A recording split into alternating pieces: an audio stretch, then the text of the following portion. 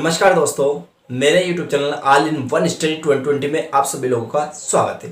आज हम बात करते हैं क्लास 10 साइंस सब्जेक्ट की।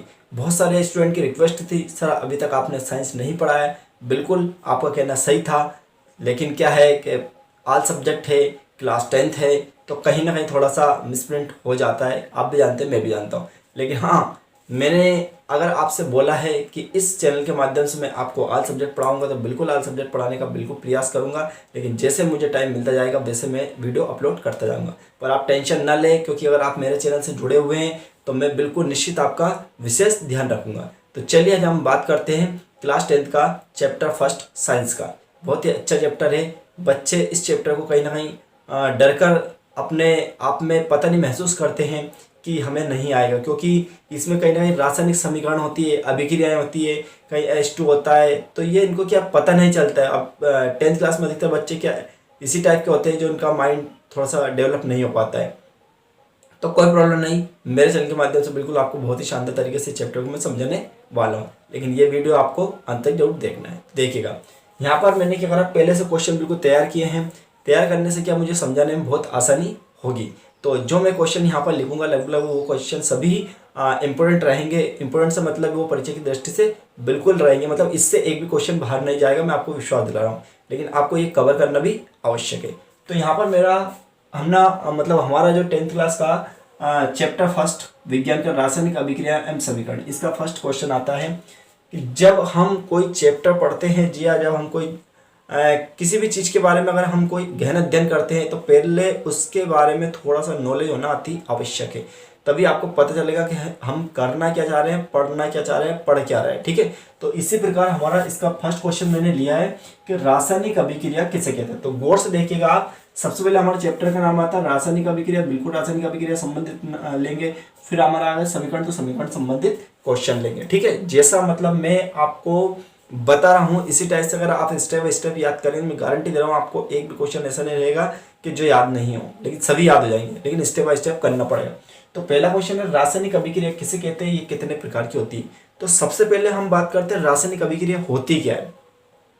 तो रासायनिक अभिक्रिया वो अभिक्रियाएं होती है जिसमें हम कोई भी चीज हम लिखना चाह रहे हैं तो सिर्फ उसमें रासायनिक सूत्र के आधार पर हम उसको लिख दें, तो वही रासायनिक समीकरण कहलाता है। जैसे मान लो मैंने बोल दिया पानी या जल। अब इसको हम रासायनिक सूत्र के रूप में कैसे लिखते हैं, H2O। तो हम किसी के सामने बोलते हैं H2O, तो साइंस वाला स्टूडेंट तो समझ जाएगा कि H2O होता है क्या है।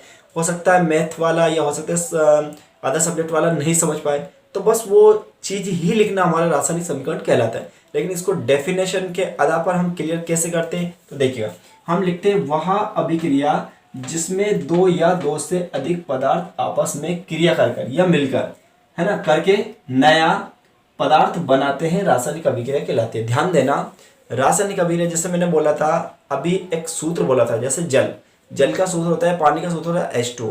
तो ये सिर्फ रासायनिक सूत्र है, ना कि रासायनिक अभिक्रिया है। ध्यान देना मेरी बात पे, ये सिर्फ रासायनिक सूत्र है, ना कि रासायनिक अभिक्रिया है। रासायनिक अभिक्रिया क्या होगी, जब दो या दो से अधिक पदार्थ आपस में मिलेंगे। क्या होंगे, जब दो या दो से अधिक पदार्थ आपस में मिलेंगे और आपस में मिलकर क्रिया कर एक नया पदार्थ का निर्माण करते हैं, एक नया पदार्थ बनाते हैं, तब रासायनिक अभिक्रिया होती है। ठीक है, तो हम क्या कह रहे हैं यहाँ पर, रासायनिक अभिक्रिया की परिभाषा वह अभिक्रिया जिसमें दो या दो से अधिक पदार्थ आपस में क्रिया कर या आपस में मिलकर, यूं भी लिख सकते हैं आप, है ना, करके नया पदार्थ बनाते हैं, रासायनिक अभिक्रिया कहलाती है। क्लियर है, एक बार ध्यान दें। रासायनिक अभिक्रिया में आपको समझा रहा हूं कि रासायनिक अभिक्रिया का मतलब उसमें दो पदार्थ आपको भाग लेंगे, मतलब दो भी ले सकते हैं, दो से अधिक ले सकते हैं। तो आप कह सकते हैं यहाँ पर कि वह अभिक्रिया जिसमें दो या दो से अधिक पदार्थ आपस में मिलकर या आपस में संयोग कर या आपस में क्रिया कर एक नया पदार्थ बनाते हैं या एक नए पदार्थ का निर्माण करते हैं, तो वह अभिक्रिया रासायनिक अभिक्रिया कहलाती है। ये डेफिनेशन हो गई। क्लियर है, इस टाइप से आपको लिखना है। ठीक है, अब हमें इसी में एक क्वेश्चन पूछा गया था, ये कितने प्रकार की होती है, ये भी आपको बताना है। नीचे लिखेंगे ये मुख्यतः 4 प्रकार की। कितने प्रकार की होती है, 4 प्रकार की होती है। कौन कौन सी, वैसे इतना डिटेल परीक्षा में पूछा नहीं जाता, लेकिन फिर भी आपको पता होना चाहिए। ठीक है ना, तो यहाँ पर पहला होता है योगात्मक, यानी योगात्मक अभिक्रिया। दूसरा होता है अपघटन, तो अपघटन अभिक्रिया। तीसरा होता है प्रतिस्थापन, तो प्रतिस्थापन अभिक्रिया। और चौथा होता है ऑक्सीजन एवं अपचयन अभिक्रिया। ठीक है, तो इस टाइप के हमारी कितनी 4 प्रकार की अभिक्रिया होती है। चलिए, अब हमारा रासायनिक अभिक्रिया वाला क्वेश्चन तो कंप्लीट हो चुका है, लेकिन अब आता है समीकरण। अब समीकरण की बात करते हैं। तो देखिएगा, जब रासायनिक अभिक्रिया हमने पढ़ी है, अभिक्रिया का मतलब ये हुआ कि जब कोई दो पदार्थ हुआ, दोनों पदार्थ आपस में मिल गए, आपस में संयोग कर लिए और उसने नया पदार्थ का निर्माण किया, बस इसी को दर्शाना यानी इसी को लिखना ही हमारा रासायनिक समीकरण कहलाता है। यानी रासायनिक अभिक्रिया जब पूरी कंप्लीट हो जाती है, होने के बाद में जब हम उसको एक समीकरण के रूप में व्यक्त करते हैं, एक समीकरण के रूप में दर्शाते हैं या उसको एक समीकरण के रूप में निरूपित करते हैं, वही हमारा क्या कहलाता है, रासायनिक समीकरण कहलाता है। क्लियर है? परिभाषा में अपन पढ़ेंगे, देखिएगा। सबसे पहले क्वेश्चन होता है रासायनिक समीकरण किसे कहते हैं। क्लियर? तो देखिएगा, उत्तर मैंने लिखा किसी रासायनिक अभिक्रिया का, ध्यान देना क्योंकि सबसे पहले क्या हुआ, रासायनिक अभिक्रिया हो चुकी, तो ये अपन ने बोला था। तो देखो, किसी रासायनिक अभिक्रिया का मतलब रासायनिक अभिक्रिया के द्वारा जो बन गया, तो का समीकरण के रूप में बोला था मैंने जस्ट, समीकरण के रूप में प्रतीकात्मक। प्रतीकात्मक का मतलब ये होगा कि उनको कैसे चिन्ह के आधार पर लिखा जाता है, उनको कैसे लगाया जाता है। ऐसा नहीं कि हम गणित की भाषा में कुछ भी लिख दें, ऐसा कुछ नहीं है।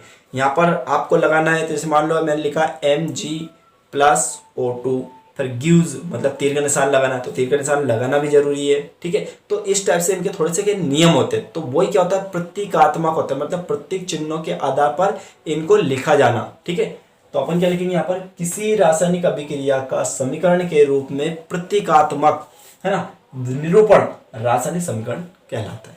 क्लियर? कितना शानदार, कितना अच्छा है। लेकिन कब, जब आपका ये क्वेश्चन कंप्लीट हो, जब आपसे पूछा रासायनिक अभिक्रिया किसे कहते हैं, तो अभिक्रिया का मतलब समझना भाग लेंगे। अभिक्रिया का मतलब क्या होंगे, भाग लेंगे। तो अपन कह सकते हैं वह अभिक्रिया या वह रासायनिक अभिक्रिया जिसमें दो या दो से अधिक पदार्थ आपस में मिलकर संयोग करते हैं या आपस में मिलकर क्रिया करते हैं और नए पदार्थ का निर्माण करते हैं, तो ऐसी अभिक्रिया को हम रासायनिक अभिक्रिया कहेंगे। लेकिन रासायनिक समीकरण की बात होगी तो उससे संबंधित, रासायनिक अभिक्रिया की बात है उससे संबंधित क्या बोलेंगे, रासायनिक। तो रासायनिक अभिक्रिया का, क्योंकि रासायनिक समीकरण की बात, लेकिन ऊपर चलेंगे तो अपन यहाँ लिखेंगे, देखो रासायनिक समीकरण का अपन लिखेंगे कि किसी रासायनिक अभिक्रिया का, अभिक्रिया संबंधित किसी रासायनिक अभिक्रिया का समीकरण के रूप में, मतलब उसको काय के रूप में, समीकरण, तो समीकरण के रूप में प्रतीकात्मक, ये समीकरण के रूप में प्रतीकात्मक निरूपण, क्या प्रतीकात्मक निरूपण करना है, प्रतीकात्मक निरूपण दर्शाना, ऐसे कुछ भी लिख सकते हैं आप। तो निरूपण रासायनिक समीकरण कहलाता है, बस। ठीक, अब देखिएगा, मैं आपको यहाँ पर एग्जांपल दे रहा हूँ, जिसमें मैंने लिखा है यहाँ पर Mg+O2 और ये तीर का निशान लगा, इसको गिव्स बोलते हैं, +2MgO। क्लियर है? अब बहुत सारे स्टूडेंट के दिमाग में ऐसा क्वेश्चन आता है, सर आप इनको कैसे याद रखेंगे, बिल्कुल राइट, लेकिन थोड़ा थोड़ा सा आपको याद रखना। जैसे मैग्नीशियम, तो मैग्नीशियम का सूत्र क्या होता है, Mg होता है। ऑक्सीजन का सूत्र क्या होता है, O2 होता है। कार्बन डाइऑक्साइड का क्या होता है, CO2 होता है। जल का क्या होता है, ऐसे तो आपको याद रखना, जल का होता है H2 होता है, मतलब इस टाइप से आपको याद रखना है, बस थोड़ा थोड़ा। अब होता क्या है कि चलो ठीक है सर Mg का हो गया सूत्र, लेकिन आपने 2 क्यों लगाया, बिल्कुल राइट, आपके क्वेश्चन है मन में, तो ये क्वेश्चन अगले क्वेश्चन में कंप्लीट होगा। मतलब इसको समझने के लिए हम अगला क्वेश्चन पढ़ते हैं और अगले क्वेश्चन की ओर चलते हैं। इसके बाद में आपको एक क्लियर तरीके से समझ आएगा। आप टेंशन नहीं करिए, मैं हर एक चीज़ को आपको क्लियर करने का प्रयास करूंगा। ठीक है, तो अभी हमने फिलहाल में क्या लिखा है, 2Mg+O2 गिव्स 2MgO। तो ये हमारा कंप्लीटली क्या हुआ है, रासायनिक समीकरण हो गई। मतलब ये इसको समीकरण के रूप में हमने दर्शा दिया। देखो यहाँ समीकरण के रूप में क्यों नहीं दर्शाया, क्योंकि अभी वहां सिर्फ रासायनिक अभिक्रिया की बात हो रही थी। अभिक्रिया का मतलब दोनों पदार्थ भाग ले रहे थे और एक नया पदार्थ बना चुके थे, लेकिन उसको दर्शाया नहीं गया था। दर्शाया कहाँ गया, यहाँ। अगर चाहे तो लिख भी सकते, कोई प्रॉब्लम नहीं, लेकिन हम मेन इंपोर्टेंट यहाँ दर्शाना अति आवश्यक है। तो अभी क्या लिखा, 2Mg+O2 गिव्स में 2MgO। अब आपके मन में क्वेश्चन तो ये O के बाद में यहाँ 2 है, तो यहाँ कैसे आएगा, ये मैं आपको क्लियर करूंगा, टेंशन ना करें, है ना। चलो नेक्स्ट क्वेश्चन की ओर बढ़ते हैं। अगला क्वेश्चन होता है संतुलित रासायनिक समीकरण क्या है, रासायनिक समीकरण को संतुलित करना क्यों आवश्यक है। अथवा यह क्वेश्चन एग्जाम में इस टाइप से भी पूछा जा सकता है, तो आपको ध्यान देना है। यह क्वेश्चन पूछा जा सकता है आपका, संतुलित रासायनिक समीकरण का महत्व लिखिए। यानी क्वेश्चन किसी भी टाइप से पूछा जाए, लेकिन आपको सब प्रकार से आंसर देना अति आवश्यक है। 10th क्लास में बहुत सारे स्टूडेंट ऐसे होते हैं, सिर्फ उनको ये पता होता है कि ये क्वेश्चन परीक्षा बोर्ड या परीक्षा दिन में छपा हुआ है, बस यही आएगा, इसके अलावा कुछ नहीं। नहीं, गलत है, रॉन्ग। मैं आपको एक बात बोलूँ कि 10th क्लास एक अलग चीज़ है और 12th क्लास एक अलग चीज़ है।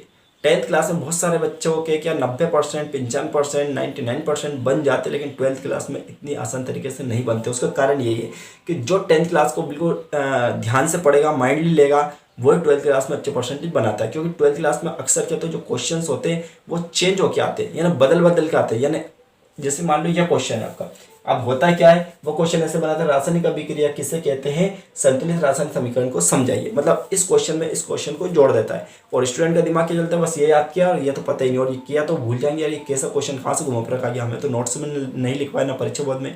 तो 12th क्लास में ऐसा ही होता है। तो मैं आपको यहाँ पर सब तरीके बताऊंगा, टेंशन ना करें, बिल्कुल एक एक चीज़ आपको क्लियर करने वाला हूँ। लेकिन आप मेरे चैनल पर निश्चित तौर पर जुड़े रहिए। लेकिन हो सकता है अभी तक आपने मेरा यूट्यूब चैनल सब्सक्राइब नहीं किया हो, तो साइड में जो लाल कलर का जो बटन दिया उसको प्रेस कर, उसको दबाए और बेल आइकन दबाना ना भूलें। और यदि मेरा वीडियो पसंद आता है तो अपने दोस्तों के साथ, अपने रिश्तेदारों के साथ, यानी अपने जो भी जितने भी जान पहचान वाले होते हैं उन सभी के साथ मेरे यूट्यूब चैनल है उसके बारे में बताओ, मेरा वीडियो ज़्यादा से ज़्यादा शेयर करने का प्रयास करें, ठीक है ना।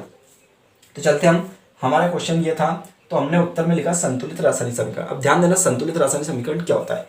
तो अगर मान लिया यहाँ से मैं 2 हटा दूं अलग से, और अगर डायरेक्ट में लिख दूं Mg प्लस O2, तीसरे साथ लगा दूं MgO, और यहाँ से अगर बाई चांस ये 2 को मैं हटा देता हूँ, कुछ पल के लिए मैंने 2 को हटा दिया, तो ये समीकरण तो है लेकिन ये संतुलित समीकरण नहीं है।